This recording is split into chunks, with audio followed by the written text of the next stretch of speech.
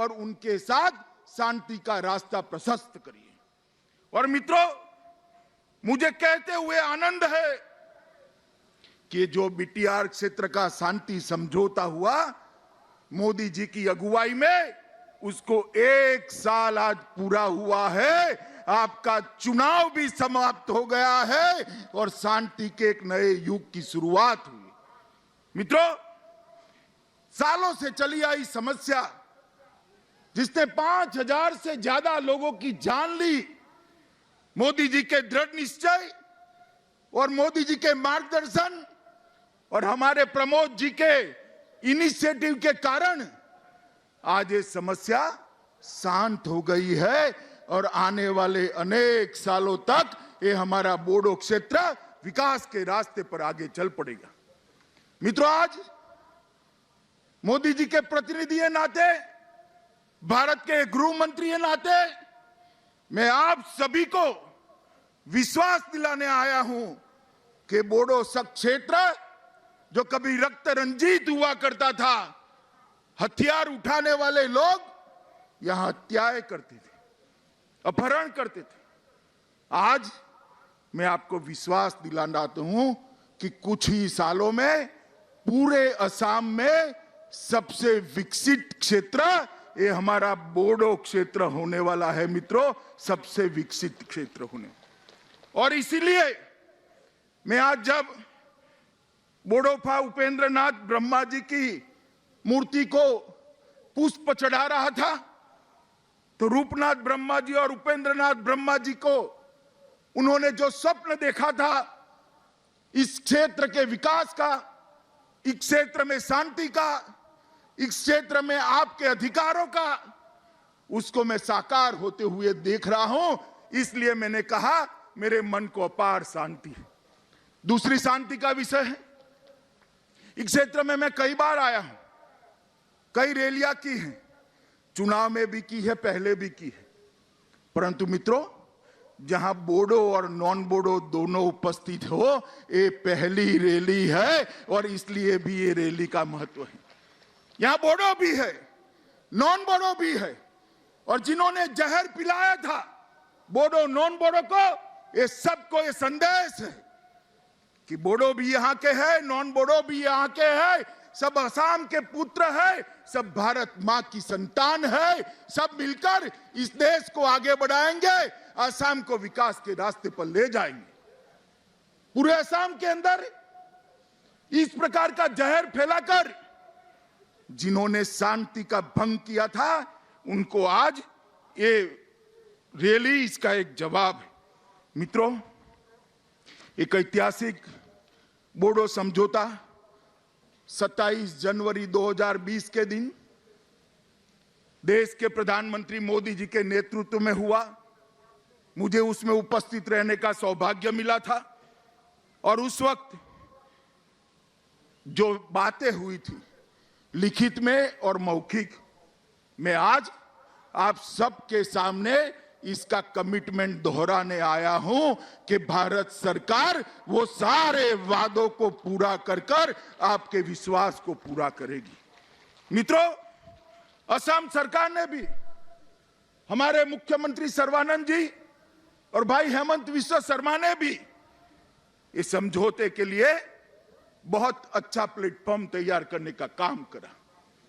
और मैं आज भी सभी लोगों को कहना चाहता हूं कि ये जो वादे किए गए हैं वो हमारे प्रधानमंत्री जी के पूर्वोत्तर के विकास के विजन के लिए इसका एक हिस्सा है और इसको पूरा करना हम सबका लक्ष्य है।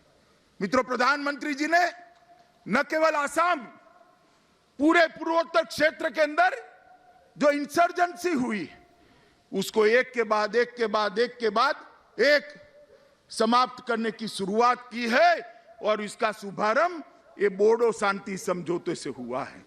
इसके बाद ब्रू और रियांग के सेटलमेंट का प्रयास किया गया।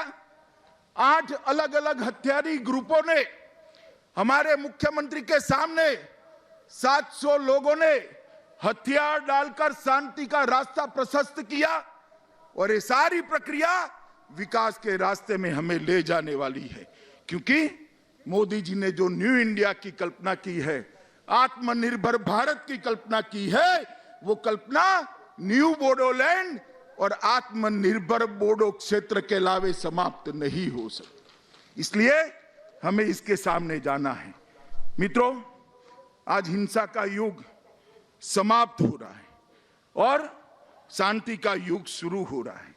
मैंने जैसे कहा, ब्रू रियांग समझौता, 8 उग्रवादी ग्रुपों ने 700 लोगों ने करीब करीब हथियार डाले और जम्मू कश्मीर के अंदर भी धारा 370 और 35A को उखाड़कर हमेशा के लिए आतंकवाद को निर्मूल करने का काम देश के प्रधानमंत्री ने किया।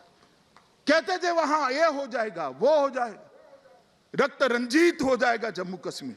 मित्रों, मैं आज आपको बताने आया कि अभी अभी वहां पंचायत के चुनाव हुए, पुलिस को पूरे जम्मू कश्मीर में एक भी गोली नहीं चलानी पड़ी और शांतिपूर्वक ये हुआ।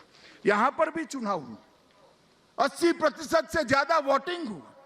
जिसने जिसको वोट देना था उसको वोट दिया, मगर कहीं पर भी हिंसा नहीं हुई, एक भी बूथ पर पुलिस को गोली नहीं चलानी पड़ी। मैं मानता हूं ये हम सबका संयुक्त विजय है, शांति का विजय है मित्रों। और ये भारत की जो परंपरा है उसको आगे बढ़ाने का काम है। मित्रों, चुनाव को जिस प्रकार से हमने संपन्न कराया है, मैं आज आपको विश्वास दिलाने चाहता हूं, ये यूपीपीएल और बीजेपी का जो गठबंधन हुआ है, प्रमोद जी एनडीए में आए हैं, ये पूरे क्षेत्र के लिए शुभ साबित होने वाला है, आपका विकास का रास्ता आगे बढ़ाने वाला है। मित्रों, एनडीए में यूपीपीएल का आना और यहां यूपीपीएल बीजेपी की साझा सरकार बनना, वो बताती है कि आने वाले दिनों में पूर्ण बहुमत के साथ भारतीय जनता पार्टी की सरकार आसाम के अंदर बनने वाली है। ये इसका ट्रेलर है, ट्रेलर। और जो कांग्रेस पार्टी अपने कालखंड के अंदर शांति नहीं ला सकी, विकास नहीं ला सकी, वो आज हमें सलाह दे रहे। मैं पूछना चाहता हूं कांग्रेस पार्टी को, इतने सालों तक असम रक्त रंजित रहा, ये मेरा बोडो क्षेत्र रक्त रंजित रहा, क्या किया आपने? जो भी किया नरेंद्र मोदी की भारतीय जनता पार्टी की सरकार ने किया। बहुत हो गए लड़ाई झगड़ा, अब विकास के रास्ते पर हमें आगे बढ़ना है। और मित्रों, मैं आज आप सबको अपील करने आया हूं कि जैसे सेमीफाइनल जीता है, फाइनल मैच भी उसी तरह से जीतना है। जरा मुझे बताओ, जीतना है ना? सब लोग सहमत है ना? मित्रों, ये रास्ता जो शांति का प्रशस्त हुआ है, वो पूरे क्षेत्र को विकास के रास्ते पर ले जाने वाला रास्ता है। और मित्रों, कांग्रेस पार्टी ने भी कई समझौते किए, मगर समझौते कभी समाप्त नहीं होते थे, उनकी अनुपालना नहीं होती थी। वादे तो बहुत करते थे, वादे पूरे नहीं होते थे। मगर मैं आपको बताता हूं, ये नरेंद्र मोदी सरकार है जो वादे प्रधानमंत्री करते हैं उसी को अपने ही कालखंड के अंदर समाप्त करते हैं। ये बोडो शांति समझौता कर कर प्रमोद जी मेरी ऑफिस में आए थे और उन्होंने मुझे कहा कि सारी चीजों का अनुपालना होना चाहिए। और मित्रों, मैंने उनको वादा किया था कि हम चुनाव के पहले पहले ये सारी चीजों को समाप्त कर कर आपके लिए और बोडो क्षेत्र के लिए शांति का काम करेंगे। मित्रों, आज मुझे कहते हुए हर्ष हो रहा है, जब 1 साल समाप्त हो रहा है बीटीएडी के आसपास के लिए जो बोडो संगठन की मांग थी कि जनजातीय बाहुल्य आबादी वाले गांवों को बोडो क्षेत्र के अंदर शामिल किया जाए और 60 सीटों तक ले जाने के लिए, यहां से लो ऐसा करना, 60 सीटें बनाने के लिए भी विचार की जाए। और इसके लिए एक आयोग का गठन काम करने का काम हमने समाप्त कर दिया है। ये आयोग अब आसपास के गांवों का सर्वे कर निर्णय करेगी। बीटीएडए को बीटीआर के रूप में नामकरण करने का मांग था, उसको भी कर दिया गया है और ये पूरा क्षेत्र अब बीटीआर के नाम से जाना जाएगा। बीटीआर के बाहर रहने वाले बोडो गांवों के विकास के लिए बोडो कचारी वेलफेयर काउंसिल का भी स्थापना कर दिया गया है। जो छुटपुट बोडो भाई रहते हैं उनके विकास के लिए भी असम सरकार चिंता करेगी और बीटीसी और बोडो काउंसिल वेलफेयर काउंसिल के प्रतिनिधियों को शामिल कर एक सलाहकार समिति बनाने का भी काम कर दिया है। नए पदों का सृजन और खाली पद है इसकी भर्ती के लिए असम के मुख्य सचिव की अध्यक्षता में एक कमेटी बनाई गई है जिसमें गृह विभाग के भी प्रतिनिधि होंगे। और मित्रों, सबसे बड़ी बात है कि आत्मसमर्पण करने वाले सभी शरणार्थियों को 4 लाख रुपए की जो सहायता देनी थी, आज आपके सामने भी उसका चेक देने की शुरुआत भी ये भारतीय जनता पार्टी की सरकार ने करी है। बोडो भाषा को सम्मान देने का हमने वादा किया था। असम के मुख्यमंत्री और हेमंत विश्व शर्मा बैठे हैं। असम सरकार ने राज्य की सह राजभाषा का दर्जा बोडो लैंग्वेज को देकर आज वर्षों पुरानी मांग समाप्त कर दी है। बोडो मीडियम के स्कूल खोलने के लिए भी अलग डायरेक्टरेट स्थापना करने का काम शुरू कर दिया गया है और डायरेक्टरेट को निर्देशालय को स्थापित भी कर दिया गया है। असम सरकार उदुलगड़ी, बक्सा और चिरांग में 3 मॉडल डिग्री कॉलेजों की भी स्थापना कर रही है। हमारा एक और वादा हमने पूरा कर दिया है। बोडोफा उपेंद्रनाथ ब्रह्मा के नाम पर उत्कृष्ट सांस्कृतिक परिसर इसकी स्थापना की भी प्रक्रिया हो गई है। चुनाव के पहले इसकी स्थापना को भी हम परिपत्रित कर उपेंद्रनाथ ब्रह्मा को श्रद्धांजलि देने का काम करेंगे। मुझे घोषणा करते हुए बहुत आनंद हो रहा है मित्रों कि 500 करोड़ रुपए सिर्फ बोडो क्षेत्र के रोड नेटवर्क के लिए आवंटित किए गए हैं और ये रोड का जाला समग्र बोडो क्षेत्र को विकास के रास्ते पर ले जाएगा। मित्रों, बोडो समझौते में 5000 करोड़ का जो पैकेज निर्धारित किया गया था, इसमें सारी मांग होने के बाद ऊपर मैंने जो गिना है उसके अलावे 750 करोड़ रुपया और उसकी 65 योजनाओं को हमने चालू कर दिया है और उसमें से 570 करोड़ रुपया अलग से आवंटन भी हो चुका है।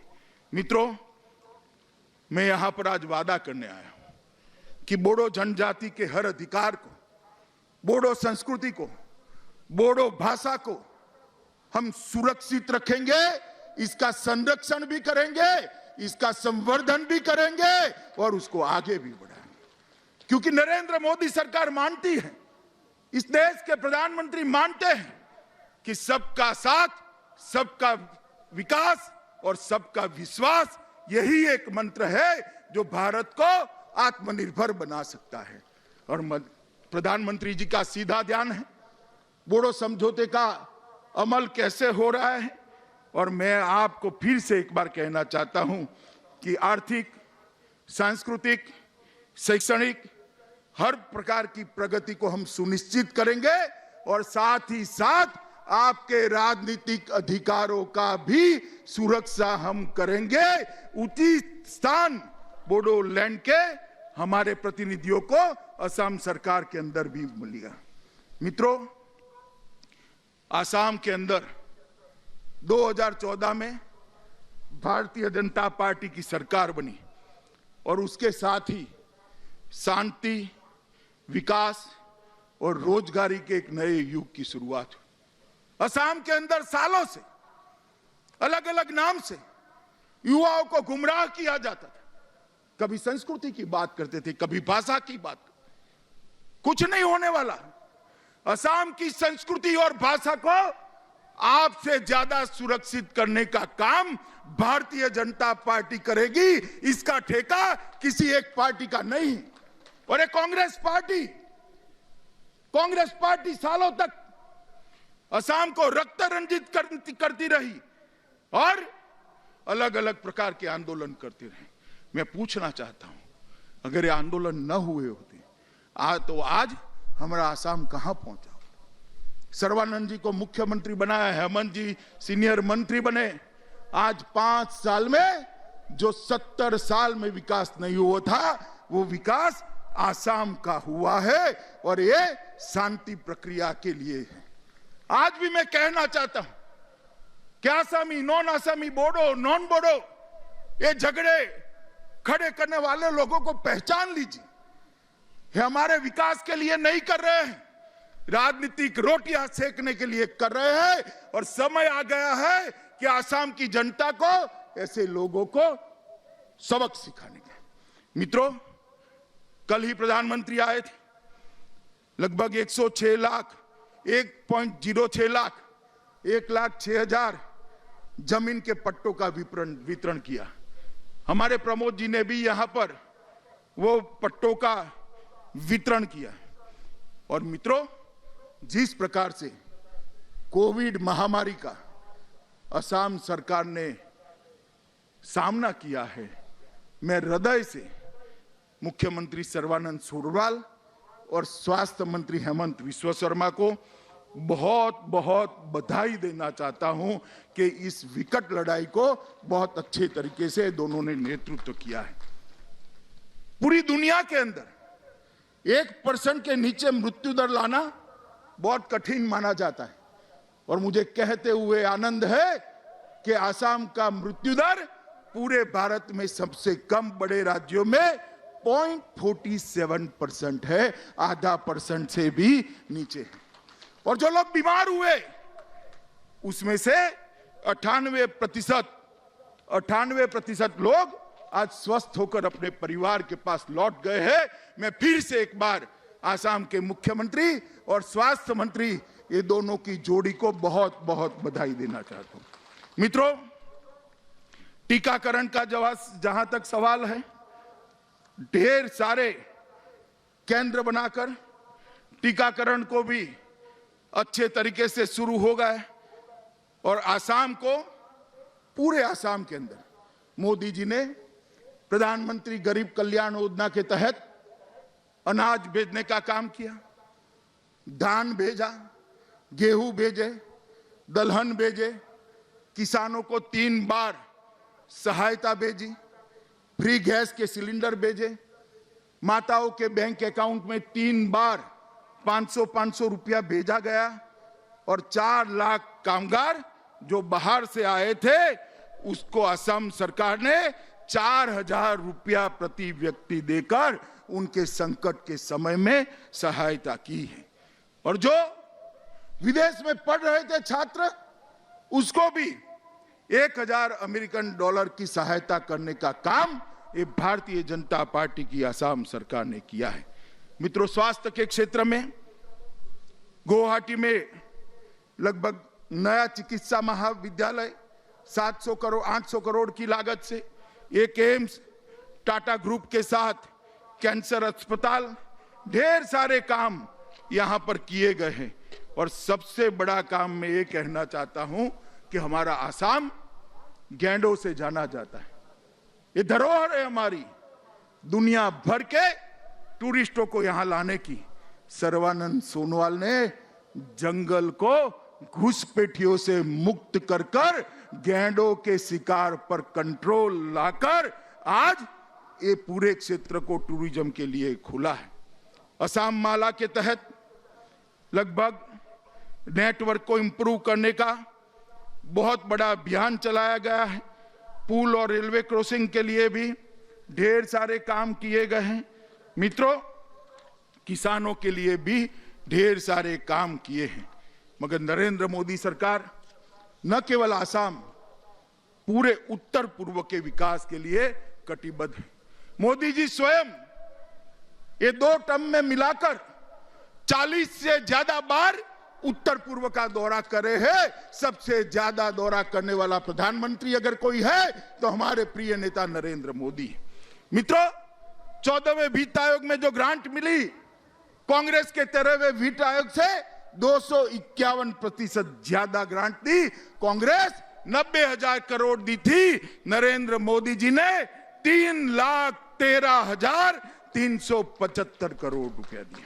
मित्रों, डोनर मंत्रालय के ग्रांट में भी 65% वृद्धि की गई।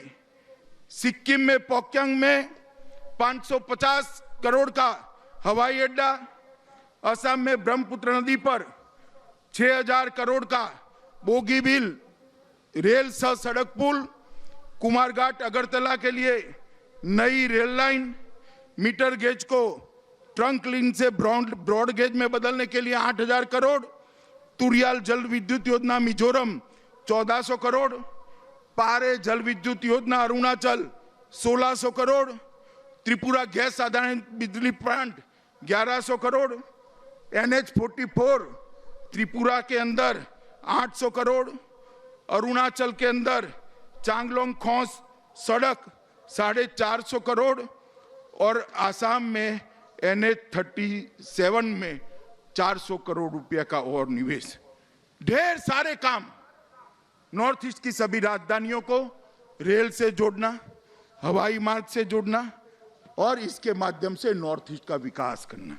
मित्रों, मुझे विश्वास है कि मोदी जी के नेतृत्व में जो सरकार बन रही है, यहां पर भी आप भारतीय जनता पार्टी की सरकार बनाइए। भारतीय जनता पार्टी की ये डबल डेकर सरकार इस क्षेत्र का द्रुत गति से बहुत स्पीड के साथ विकास करेगी और विकास के नक्शे पर हमारे आसाम और बोडो क्षेत्र को पूरे भारत में सर्वप्रथम स्थान पर रख देगी। मित्रों, इस समुचित विकास के माध्यम से यहां टूरिज्म भी आएगा और हमने प्रमोद बोरो पर यहां की जनता ने एक बहुत बड़ा दायित्व दिया है। मैं बोरो जी को कहना चाहता हूं कि आप जरा भी चिंता मत करिए, राज्य सरकार और केंद्र सरकार इस क्षेत्र के विकास के लिए आपके पीछे चट्टान की तरह खड़ी है। आप आगे बढ़िए और इस शांति के युग की जो शुरुआत हुई है, इसको अगले चरण में ले जाने का काम करिए। और मित्रों, मैं फिर से एक बार कहता हूं, भ्रष्टाचार मुक्त, घुसपैठिए मुक्त, आतंकवाद से मुक्त और प्रदूषण से मुक्त असम अगर बनाना है तो मोदी जी के नेतृत्व में भारतीय जनता पार्टी भी बना सकती है। आने वाले चुनाव में पूर्ण बहुमत के साथ कमल की सरकार बनाइए, एनडीए की सरकार बनाइए और बोडोलैंड के विकास को सुनिश्चित करिए। मैं पूछना चाहता हूं यहां उपस्थित सभी भाइयों बहनों को, बताइए, आप आसाम में फिर से भारतीय जनता पार्टी की सरकार बनाने के लिए तैयार है? सुनाई नहीं पड़ता, हाथ ऊपर कर कर जोर से बोलिए, तैयार है? और जोर से बोलिए, तैयार है? तो मेरे साथ दोनों हाथ उठाइए और विजय के संकल्प का मुट्ठी बींचिए और प्रचंड आवाज से बोलिए, भारत माता की, भारत माता की, भारत माता की।